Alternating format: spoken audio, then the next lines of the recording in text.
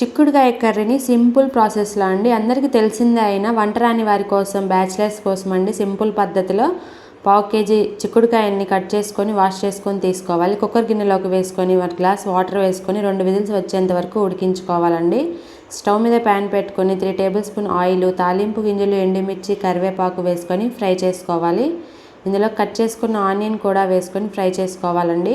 1/2 table spoon అల్లం వెల్లుల్లి paste వేసుకొని పచ్చివాసన ఏమీ లేకుండా బాగా ఫ్రై చేసుకోవాలి.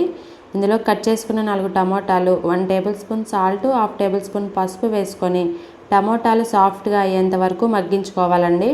ఇందులోకి 1 టేబుల్ స్పూన్ కారము, 1 టేబుల్ స్పూన్ ధనియాల పొడి, 2 టేబుల్ స్పూన్ల ఎండు కొబ్బరి పొడి వేసుకొని 2 నిమిషాల పాటు ఫ్రై చేసుకోవాలి. ఇందులోకి ఉడికించుకున్న చిక్కుడుకాయలను కూడా నీళ్లు వంపేసుకొని ఇందులోకి వేసుకోవాలండి. 2 విజిల్స్కి మనకి కరెక్ట్గా ఉడికిపోతాయి. 2 నిమిషాలు ఫ్రై చేసుకుంటే చిక్కుడుకాయ కూర రెడీ.